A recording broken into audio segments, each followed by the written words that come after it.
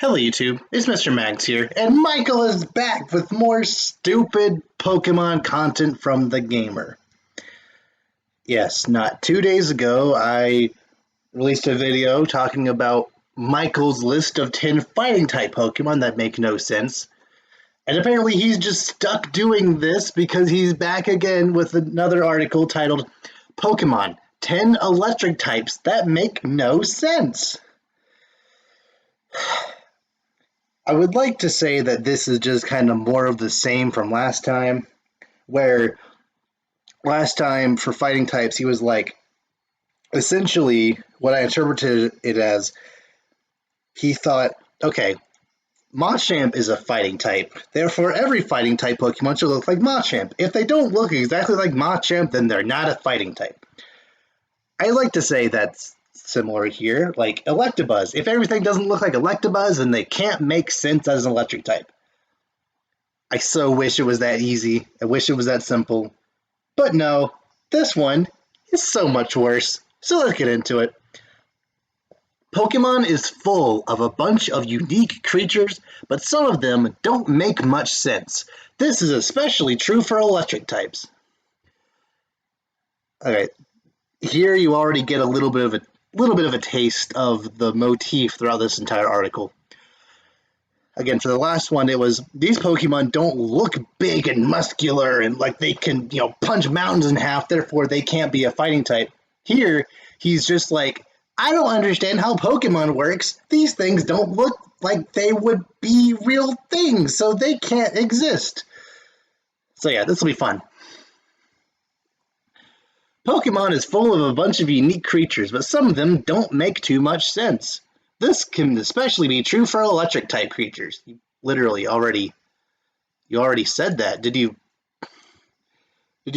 need to have like a word minimum and you couldn't think of anything else to write, so you just put the first paragraph twice? Okay, whatever. This can be especially true for electric-type creatures because emitting electricity from their body isn't something that any creature in the world has the power to do.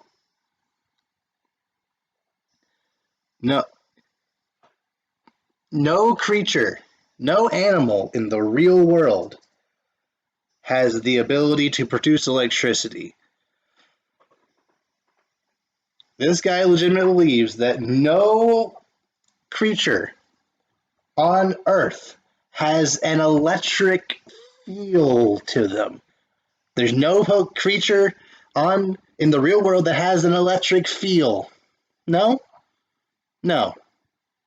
There's no animals that feel electrically. Electric eels, if you didn't get that. There's at least one super popular well-known animal on the planet, or yes, because they swim, but whatever, on the planet that is electric is in their name, the electric eel. There are other animals out there that can also like produce electricity by like rubbing limbs together or just generally produce electricity, but that one in particular is pretty famous, so famous that it's in the name of the animal, but no, there's no animal on the planet that has the power to produce electricity. Sure, the electric eel doesn't have the power to literally like create thunder clouds and like shoot out yellow lightning bolts out of its mouth, but like it's Pokemon. There are no lizards that can shoot fire. There's no dinosaurs around. There's no turtles that can shoot gallons upon gallons of water out of their backs so hard that they can crush buildings. No, that doesn't exist, but that's Pokemon. So, anyway, with the interesting variety of electric critters in the franchise, there are bound to be some weird ones, and this list will cover a bunch of them. There are so many peculiar Pokemon that are the electric typing, and this list will show fans 10 of them. From Magnemite to Alolan Geodude, here are 10 electric-type Pokemon that don't make any sense. Okay, so from here on out, I tried this before recording, and essentially every single time the word fan comes up in one of these paragraphs, I'm just going to replace it with the word Michael and do my best to kind of switch around any pronouns necessary. So just know that every single time he says that fans are confused or fans demand an explanation, I'll put in the word Michael, and it'll make just as much sense, if not more, because more often than not, he's the only one who would have these nonsensical and unnecessary questions. So, moving on to the first one, Magnemite. You know, the OG electric type Pokemon. But yeah, he doesn't make sense as an electric type. This magnet Pokemon makes absolutely zero sense. A magnet shouldn't be able to be a living creature, which is why this electric type monster shouldn't even be able to exist.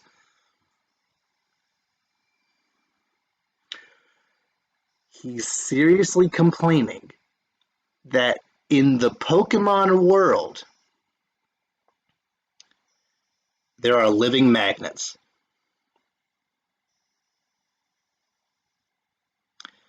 I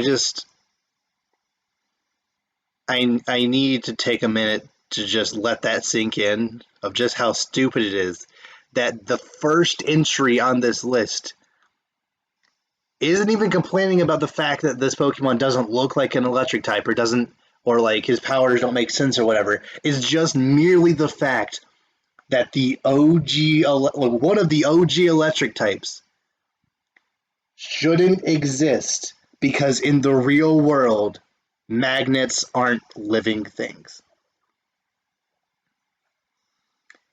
Has Pokemon gone a little bit crazy with that motif?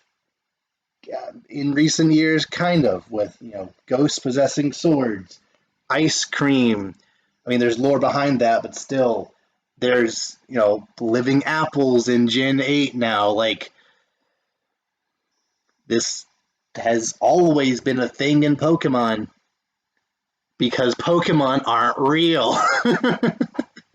It's just how it is. Okay. Now we got that out of the way. Already established that this guy doesn't understand Pokemon. He's not able to just suspend his disbelief long enough to just accept, hey, Pokemon is a silly game for kids, just deal with it. No, he needs to question every little solitary thing about every single Pokemon because they're not quote-unquote realistic to the real world. Okay.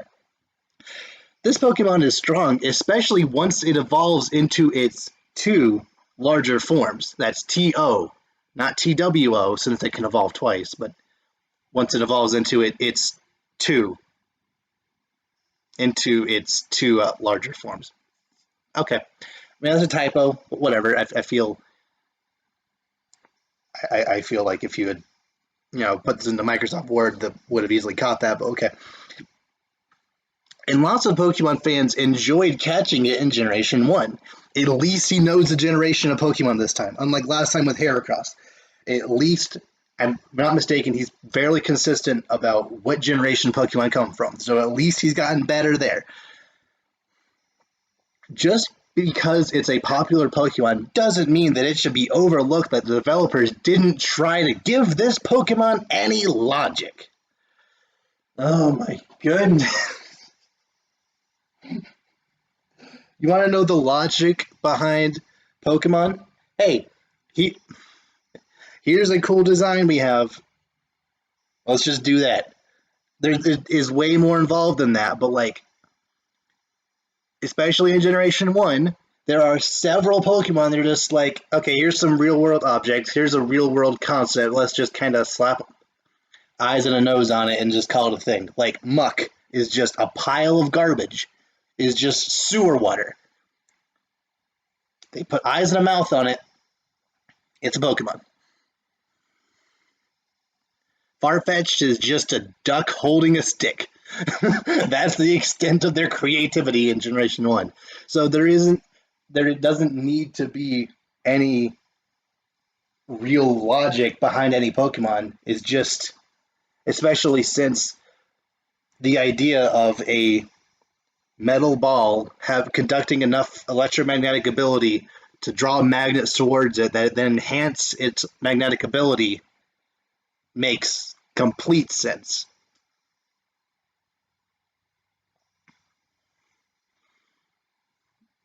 Okay. Sure.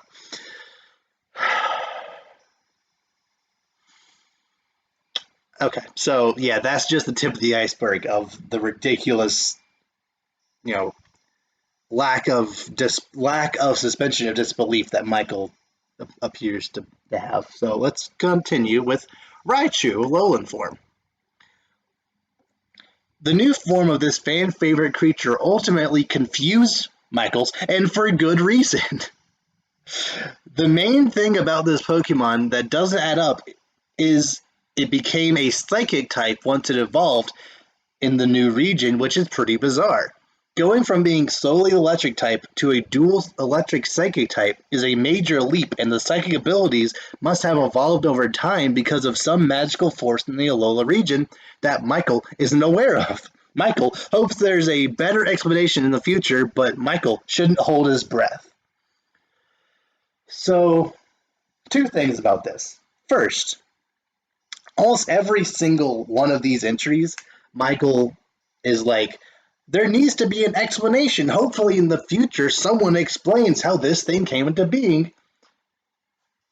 Which is like it's like he wants there to be just a room full of 900 NPCs that literally like just shout exposition at you as to how every single Pokemon came to being. That's what he wants. He wants just in game, he wants just everything force fed to him. He doesn't want any of the whimsy of Pokemon. He doesn't want any of the mystique or the magicalness of just, hey, these creatures exist because Pokemon.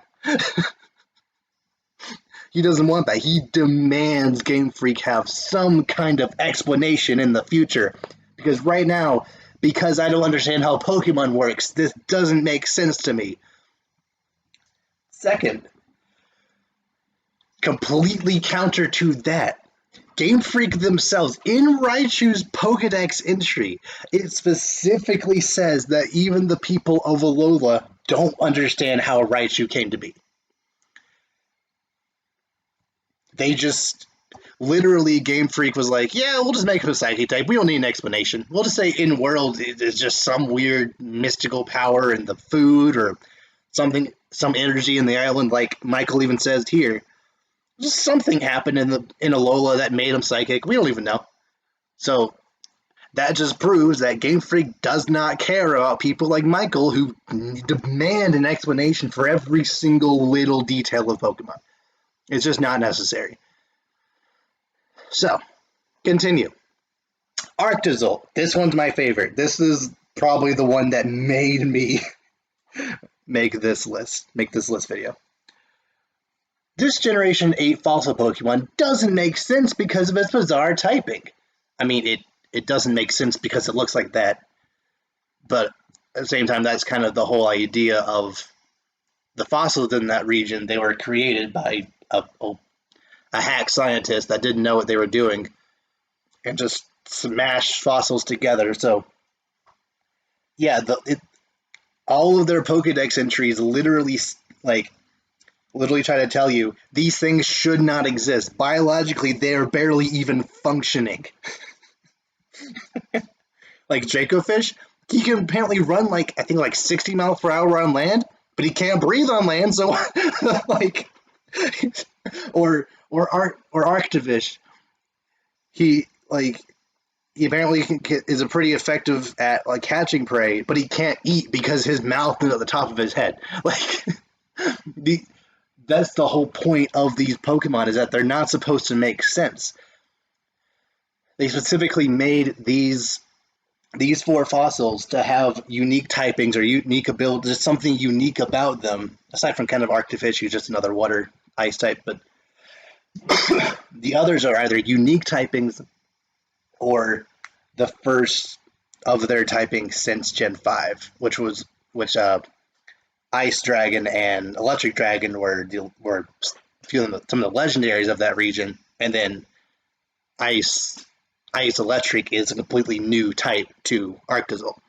So yeah, they're not supposed to make sense. That's their whole gimmick. It's a dual Ice Electric type, which is quite a weird combination for any Pokemon that's trying to use this one in battle will realize that its attacks don't mix together well. So I did not read that wrong. I'm going to reread that. And I'm going to reread it a second time and then read it again to what I think he was trying to say. It's a dual Ice Electric type Pokemon, which is quite a weird combination, and any Pokemon that's trying to use this one in battle will realize that its attack don't mix very well. I think what he's trying to say there is any trainer that's trying to use this Pokemon in battle will realize that its attacks don't mix well. But even if that is what he's trying to say, or let's just say he is trying to say any Pokemon that's trying to use these typings together will find they don't mix well. Sure, even though Ice Electric actually do mix kind of well, because the only weakness to Electric is ground, and Ice is super effective against ground. So that I don't even really think there's any redundancies outside of flying that I can think of off the top of my head between the two typings. They actually cover a pretty wide variety of different types. Ice has a pretty big trouble hitting water types for some reason. I always think Ice should be super effective against water, but it's the other way around. I don't know why. And then Electric can hurt that. Electric has a hard time hurting dragons. Ice can hurt dragon. They actually work together very well. But no, he, for some reason, just makes a statement that these types don't work together without putting any logic or thought into it at all. So that alone was already annoying. But this next paragraph, oh my, this next paragraph right here is the thing that really tipped me over the edge and made me need to make this video. Although the developers were probably trying to go for something new with a different kind of dual typing, it ended up not making any sense, and the Generation 8 games never explain how it can attack in the way that it does. Yes, the games never explained how Arctozolt can use electric and ice moves. Okay, Michael, let me help you out here, because clearly, apparently, you're too naive to realize the electric parts go buzz buzz, the blue parts go freeze freeze. Yellow parts zap zap, blue parts go burr. I don't mean to sound like I'm talking down, but like, it's literally that simple. Just looking at the thing, you'll be able to realize, oh wait, look at it. The yellow parts is how it shoots electricity out, and the blue parts allow it to shoot icicles. In fact, that's why it can't learn Ice Punch, because its hands are yellow. It's just that simple. But yeah, Generate never explained how it can use these attacks, even though they actually put a lot of time and effort into picking moves specifically to match the coloration and like where the colors match up on its body. It can learn Thunder Punch because its hands are yellow, but it can't learn Ice Punch because its hands aren't blue or white. So yeah, it makes sense, like a lot of sense actually. So let's move on. Elekid, and even though that was the reason why I made this video, it does not get better. If anything, it honestly kind of gets worse from here. This little kid doesn't make any sense for two reasons. It wasn't present in Generation 1, and also, the electric socket coming out of his head shouldn't really exist in a creature from the wild. It wasn't in Generation 1, because eggs didn't exist in Generation 1, and Smoochum, Magby, Elekid, Igglybuff, and Clefable, Pichu, maybe one other I'm forgetting, they exist solely to showcase the new breeding mechanic. So here's a smaller version of some of your favorites from Gen 1. Just have fun.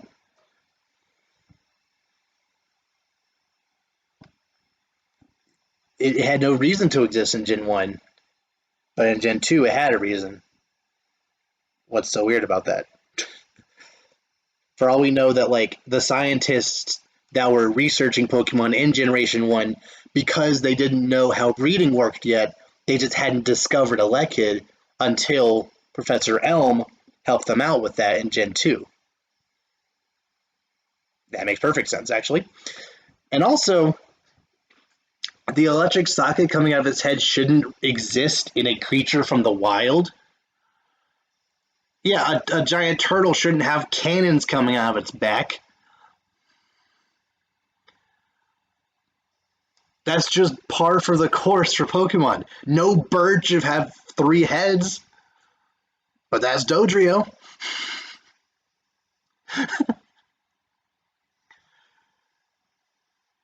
No living creature alive now can literally change into 8 different possible forms on a whim like Eevee can. Again, because it's Pokemon, you're allowed to suspend your disbelief, even just a little bit, to say, hey, because it's Pokemon, this can work. It's not that hard. How could a Pokemon evolve to have an electric socket coming out of its head? Because that's just the design they went with.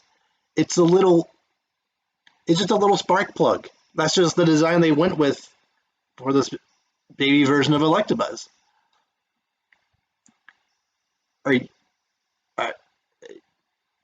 The electricity is able to easily course through those little holes in his head, and he's able to like channel it through that. If anything, it actually makes a lot of sense, evolutionarily speaking, as far as Pokemon goes.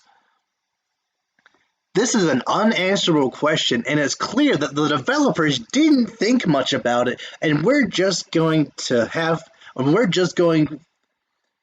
okay, another example of a weird typo. That's supposed to be were instead of we are, so let me reread that with what it's supposed to sound like. This is an unanswerable question, and it's clear that the developers didn't think much about it and were just going for a cute design. However, when Michael starts thinking about it, it just doesn't add up.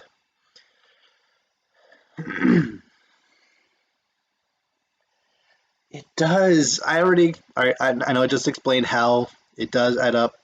Evolutionarily speaking, it makes perfect sense for Elekid to have those, be able to better channel his electricity. So clearly, Game Freak actually put effort into forming this Pokemon with a unique little design that would set it apart, but also you can clearly tell this thing evolves into Electabuzz. In fact, Electabuzz even has little horns on its head, so they're kind of going off of that, but also, so they're probably Elekid had little horns on its head, but they're like, hey, those kind of look like a little spark plug that goes into an outlet, so let's just kind of design him around that. That's probably how that happened. Lantern.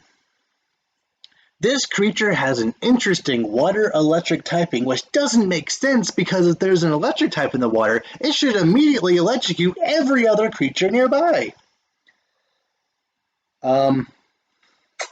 Okay, so are you implying that Pokemon aren't able to control their elemental abilities? Do you think that just because the Pokedex entry of Pidgeot says that it can create hurricanes just by flapping, that literally every single time it flies, it just tornadoes and hurricanes and a strong wind just everywhere? Because that's not what happens. That's not how any of this works. Lantern is able to control his electrical output, and he doesn't always have to be using discharge everywhere. In fact, you can even kind of say that for every electric type. If Pikachu is standing near Ash, why isn't he just constantly getting shocked? It should work the same way. And even in the anime, there have been times when Pokemon use electric moves underwater and they're able to just send it in a straight direction. There are other times where they use the fact that they're in water to their advantage, but other times it is straight, like one direction. So even in water, electric types are able to kind of control where their electricity goes. A lot of Michaels tried to make sense of this peculiar water creature, but he can't come up with anything because this is an overlooked piece of the Pokemon, and Michael will unfortunately never get an answer to it. Like, you literally want an NPC in the next Pokemon game to come up to you and say, Lantern has the ability to control where its electricity goes. That's why the Staryu around him aren't always fainting. Do you want that?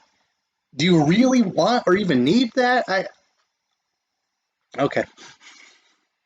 If you need that, I'm not going to say don't play Pokemon, but like, if you have all of these weird, bizarre questions and unnecessary quarrels with all these different Pokemon, then clearly Pokemon just isn't for you, and that's okay. Either play a different series that does make more sense to you, and or stop making articles for TheGamer if you don't have to. Stunfisk. This is the only one on the list that I'll accept. There's always one Pokemon of every generation that's like this, or at least since Gen 3 probably. Kind of Wobbuffet if you count in Gen 2. Where you just kind of look at it and you're like, I don't know what type that thing is. This thing is made solely to be weird, and that was this thing. Although it is kind of funny how it's called Stunfisk, but then in Gen 8, it kind of, it got a Galarian form to be steel ground instead of electric ground, making the stun part of its name not make any sense. Although the same thing did happen with Sandshrew and Sand, even though they became ice and steel types, no longer ground, but that's just whatever. I'm not even going to read this one because this one I'll completely accept as being valid, because just by looking at it, you would not expect it to be electric. Although him trying to explain how a ground type can't possibly be an electric type, that's kind of the entirety of these paragraphs, where it's like, a ground type can't be electric. How can a ground also produce electricity? But this Pokemon, so get over it. But I'll move on. Alolan Geodude. This one's fun because he literally complains about it not making any sense, and then explains how it makes sense, but then still says that it doesn't make sense. So I'll read the whole thing, and then I'll show you what I mean. This is another new form in the Alola region, and the reason it doesn't make sense is that it's basically a rack emitting electricity, not a rock. It's a rack emitting electricity. How do you even typo that? The A and the O are very far apart. Like, you use a completely different set of fingers to press O instead of A, but whatever. Rocks cannot produce electricity in any form, so this creature makes very little sense. Again, lizards can't breathe fire anyway. Ghosts don't actually exist. You suspend your belief just a little bit. It does, however, have some kind of conductor on its back, but that still doesn't really make up for the fact that it's quite the bizarre Pokemon to be given electric typing to. You literally just explained why it makes sense. You literally just explained that it has a conductor. It is highly magnetic. That's all the little black pieces on him are pieces of magnetized metal and stuff that he's collected. There's a conductor on its back. You literally just explained why and how it makes sense. But then you'll say it still doesn't explain how it's an electric type, even though having a conductor would allow it to produce electricity. Why? You could have left that part out. You could have just left it at this paragraph right here. You could have left it at this paragraph right here. And then kept going, unless the gamer like requires that you have at least 2 paragraphs. If they don't, you should have just left it there. You would have been more right, but instead you went ahead and disproved yourself, but then stood your ground. That could have been a good point to be like, now this one actually does make sense because of its conductor on its back. You can even like throw in your opinion of like, I still don't like the design, or I feel like this should have been used for a different Pokemon or something. Instead you're like, it has a conductor, but that doesn't explain anything when it really, really does. Okay, let's continue to the other huge reason why I made this list. Rotom. Okay. These electric-type creatures are able to hop in and out of electric appliances somewhat like a ghost would be able to do. Hey, Michael. Maybe that's because Rotom's base form is electric ghost type. It's almost like it's able to do that like a ghost because it is a ghost. Yeah, he just didn't get that part right at all. Either he just ignored it or forgot, or like thought that when it went into the refrigerator it just gained a type instead of trading out a type. But whatever. Fans love this creature because of how interesting and funny it is, but when it comes down to the logic, it just doesn't add up. Oh yeah, the logic of an electric ghost not being able to possess household appliances doesn't make any sense to me. Why can't ghosts aren't real, so how should a ghost be able to possess my washing machine? That doesn't make any sense to me. Okay. Having a Pokemon that can hop into a lawnmower or a refrigerator isn't the most logical, and Michael should definitely question it to some extent. Luckily, it's a fan favorite, so it doesn't get too much flack, but it's still somewhat confusing to most Michaels. It wouldn't be confusing if you just remembered or knew that it was part ghost. It's almost like you knew it was part ghost because you said it hopped in and out like a ghost, but then just like left that part out because it helps your argument, when instead it just makes you look stupid. Oh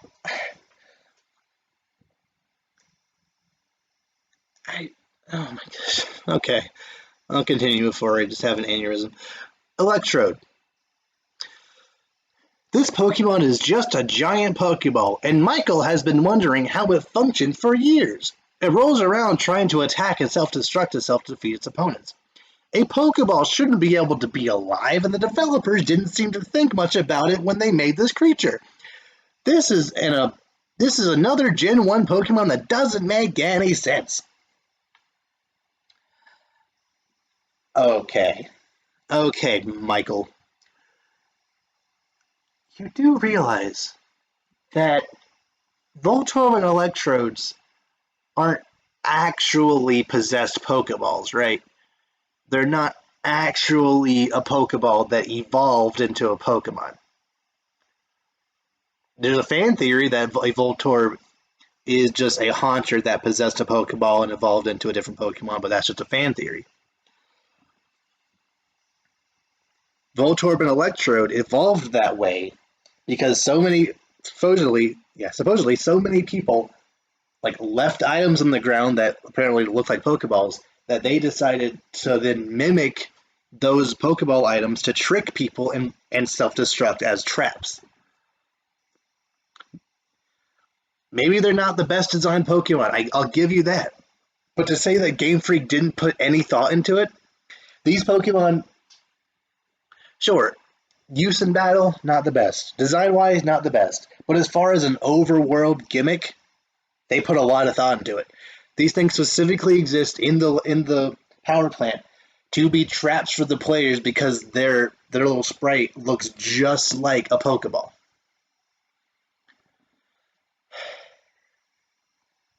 So to say that the developers didn't think much about it when you're not thinking of the fact that they're not actual Pokeballs, they just evolved to look like Pokeballs. The developers clearly put way more thought into it than you did. Okay, so last one, Thunderous. Okay. The reason that this Generation 5 Legendary doesn't make sense is that it literally rides on a cloud which it should fall straight through. Fortunately for it, it doesn't fall straight through, and it can continue its sky journey in peace. I'll go ahead and read the rest. Its counterparts also ride on clouds, and Michael wonders how transparent clouds can act as vehicles for these creatures. Maybe an appearance by these monsters in the future we'll get more insight to their clouds because as of the current, these legendaries make no sense.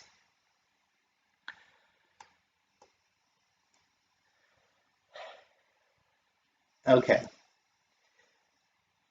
Again, you literally want a room full of NPCs that tell you to their face, oh yeah, Thunderous can just ride on a cloud, it's fine. Don't worry about it. It's dense enough for him to sit on.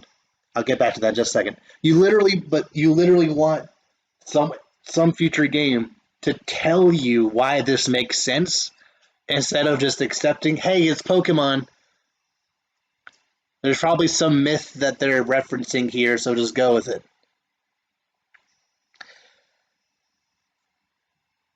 So there's that. But also, just look at this thing. Look at Thunderous. This is another just like Arctozolt. If you just looked at the Pokemon for half a second, you would realize, oh wait, that's how it works. Thunderous isn't sitting on or in the cloud. He's not riding on top of the cloud. Either he is coming out of the cloud, or the cloud is literally part of him. And because he's an electric flying type, he's able to keep the cloud form below there dense enough that it can stay in one place. He wouldn't fall through it because you can't fall through yourself. That's not how this works. If anything, this could be a situation of the cloud itself being more the Pokemon than he is, kind of like why not in Wobbuffet. I don't know that to be the case, but just by looking at it, the fact that he comes out of the cloud, that also, like I mentioned earlier, those three are based on Oni deities in Japanese culture that sit on clouds and fly around, that control, thunderstorms and bad weather and whatnot. So you're at the same time you're complaining about Thunderous and Tornadus not making sense, you're also complaining about these, magical deities from Japanese culture, magical deities just sitting on clouds. They should fall right through because they apparently have no control over the surface they're sitting on. Why? Fans don't need an explanation, Michael, because just by looking at it, it's pretty self-explanatory. Oh boy. I honestly really want Michael to keep making articles like this. I think it is so fascinating to see just how wrong someone can be about Pokemon. I know I've made, plenty of different art videos based on the gamer lists before, but I feel like Michael is the most consistently just incorrect about just everything. Literally, almost every single sentence in this article is straight up wrong, or misguided, or ignorant, or like ignorant literally in the sense of him not knowing, like, which can be fine, but like saying that Arctozolt doesn't make any sense because his typings doesn't match and it never explained how it can do these when like just by looking at it, you can tell how it does this. Or Magnemite, magnets aren't alive in real life, so it shouldn't exist in Pokemon when that's just how Pokemon is and always will be. So yeah, please, Michael, keep making more. Make all 18 of these kinds of lists. I want to keep just seeing how deeper you can go in this insanity. So please keep making these.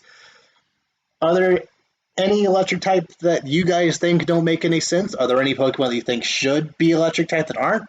Are there any electric types that you think should have a different typing, kind of like Luxray should probably be a dark type, etc.? Are there any other Pokemon outside of electric type that you think their typing doesn't make any sense? Leave all that down below. Let's have a discussion going, and I'll see you guys later.